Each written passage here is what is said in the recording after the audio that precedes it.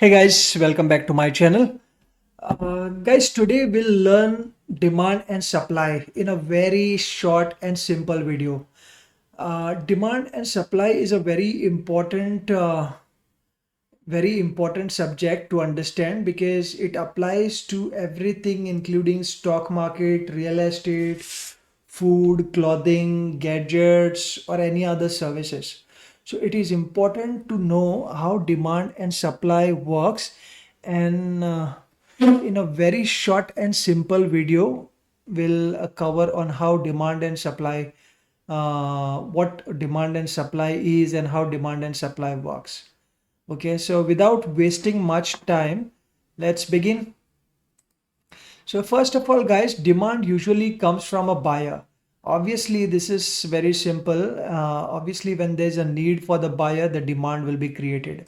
And then to cater the to meet that demand, a supplier is required. So a supply usually comes from the seller. Okay, so demand usually comes from the buyer, and to meet that demand, we need a supplier, and that supply comes from the seller. Okay, so demand could be for goods and services like assets, transport, material things, entertainment, education, services, or any other thing. Demand could be for anything. Okay, there's demand for various things in the market. So to complete this demand, we need a seller or a supplier who is able to produce and supply those goods and services to the buyer or the demand which is created in the market. Right. Till now, I guess it's simple, guys, because this concept is very obvious for everyone. Okay. So the next thing is, guys, to meet this demand and supply, we need something which is called currency. So every government, country, every government in every country has set up a currency. For example, US has dollar, Europe has euro, and India has rupees. So every government in every country has set up a currency to meet this demand and supply. Right? So if a buyer needs to buy something, he needs to pay for that particular demand. Okay, and a seller will accept the money and or the currency to complete that demand. So currency plays a very important role when it comes to demand and supply. The whole point of having a currency in any country is to meet the demand and supply that is produced in that particular country. All right. So the next thing is, when the demand is greater than supply, the price goes up. So this means that when there are too many buyers and there are few suppliers, there are few sellers, then the demand is higher and the price will obviously go up because the advantage will be with the buyer. Okay, so we'll take this with an example. Suppose for Reliance stocks, for Reliance shares, if there are too many people who are willing to buy that stock, and there are too few, I mean, very few sellers who are willing to sell that stock, then the demand for that stock is very high, and the advantage is with the seller. So the seller will obviously ask for the higher price, and the price of that particular stock will go up. Okay, that particular stock or commodity will go up. So when there are many buyers and few sellers, the demand is higher and the price will go up. And obviously, when there are too many buyers and there are few sellers, the advantage is with the seller, and the seller will ask his price. He will obviously ask for a higher price, and the price of that particular stock will go up. Okay, so similarly, when the supply is greater than the demand, the price goes down. So when there are too few sellers, I mean, sorry, not few sellers. When there are too many sellers and few buyers, So what happens is the demand goes down, okay, and the supply is high. When the supply is greater, the price will go down. Obviously, this is because the advantage is with the buyer. When there are too many sellers and few buyers, the advantage is with the buyer. The buyer will ask his price, and the buyer will obviously ask for a lower price, and the price of that particular stock or commodity will fall. Okay, similar, I mean, taking the same example for Reliance stock, if there are too many sellers of that particular stock and very few people are willing to buy, then the buyer will ask for his price. He will ask for a lower price, and the price of that stock or the share will fall. So the price of that particular stock goes down. So when there is when the demand is high, the advantage is with the seller. When the supply is greater than the demand, the advantage is with the buyer. Okay, so this applies to every other thing, not only stock market, but every other thing, like any other commodity or real estate or food products, any other thing. This applies for everything, because when there are too many buyers for some particular goods and services, the advantage is with the seller. So the seller will ask his price, and the price will go up. But when there are too many sellers for a particular goods and service, the advantage is with the buyer. The buyer will ask for a lower price, and the price of that particular commodity or product will go down. Okay, I hope this is clear. So any particular government needs to decide how much currency or how much money they need to print to meet this demand and supply. Okay, any government has to do a lot of study and research before they print more money into the particular economy or the country. Because what happens is, if the government prints excess money, then the demand for goods and services will increase, and there will be a shortage of supply. Hence, it will lead to inflation. Inflation is महंगाई, anything which is any price which goes higher, then it's inflation, and in simple Hindi term we call it महंगाई. Okay, so what happens is, when if the government prints excess money into any particular economy, then the demand for any goods and services will increase drastically, because everyone would have enough money with them, and everyone would to buy something or the other. And with that excess money, the demand for most of the things will increase, and there will be a shortage of supply. And when there is a shortage of supply, the advantage is with this seller. He will ask his price, and that will create a negative impact in the economy. Okay, the inflation will rise very fast, and that will create a negative impact on the any particular economy or the country.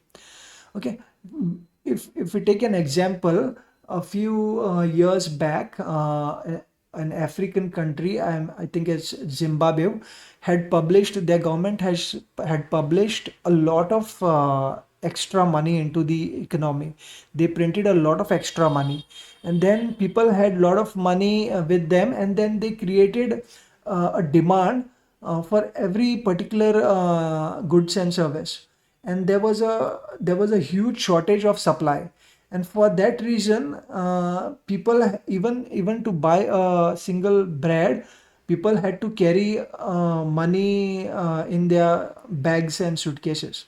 So printing excess money into the economy does not make any sense. Okay, otherwise the government does not have any restrictions. They can print as much money as they want. but they know that this will create a negative impact to the economy, and the inflation will rise drastically. So thus the government decides how much money they have to produce or put in into the particular economy, so that the supply and the demand is met. Okay. Similarly, RBI increases the repo rate when they need to control prices and restrict borrowing. So, if suppose the inflation is rising in any country, the RBI or the central bank of any country will increase the repo rate. They will increase the interest rates and the loans and the lendings to the customers or the banks, and thus it will reduce the liquidity in the market, which will create which will reduce the inflation. Okay, so inflation can be controlled by the central bank or the RBI by increasing the repo rate. If you want to understand what is repo rate in details, then please make sure you mention that in the comments, and I will make a separate video on repo rate. Okay. In this video, we'll keep it short and simple, and we'll cover this much for repo rate. Okay. Now moving on to the next thing is the law of demand. Now over here we'll learn two things. First is how to create a demand, and second is how to control the demand. Okay. If you understand this, then you will have a very clear thought process. You will have a good understanding of business and lot of other things. Okay. So, how to create a demand? First of all, you have to enhance the quality of the product or service. So, better quality of goods and services will surely increase the demand. So, if we take an example of iPhone, uh, if the quality of since the quality of the phone is good and it is long lasting, the demand is very high. Okay, it's quite obvious. If you produce good quality products, the demand will increase. Second is innovate. Innovate means you do something new. You produce something, you bring something new in the product, or you produce a new product. A curiosity of something new in the market will always create a better demand. For example, if there is a new version of iPhone, latest model of a new model of iPhone, everybody is curious to buy because there's something new in it. All right. So innovation is very important to create a demand. Next is attract the audience. You can attract the audience by you can attract the people to your brand through offers, marketing, advertising, etc. So this is very simple and self-explanatory. Usually this is done by major, I mean, all the sellers to promote their product and to create a demand for that product in the market through various offers, marketing, and advertising. Next is engage the audience. To engage the audience, you need to create events, public meetings, interviews, and by engaging the audience also, you create a curiosity and you create an interest in the market, which will increase the demand for that particular product. All right. So in many companies, they will for any launch of the new product or something, they will create an event, and they will give a demo of that product, or they will come into the public interviews and other things to promote their particular product or service. Okay. So this is how you create a demand. Now, demand can also be controlled. So if you curb the supply of any goods and services, then the demand will automatically increase.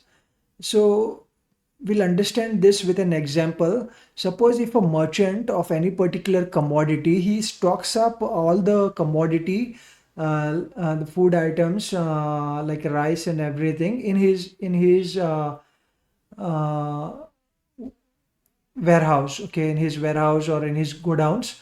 and he does not supply it in the market directly. He stocks it up to create a demand. So when there is a shortage of particular good and services, the demand will rise. Okay, so automatically the price will go up. The buyers will be willing to pay more to get that particular food product or commodity faster. So the demand will automatically increase. So this can be done in a negative way and a positive way also.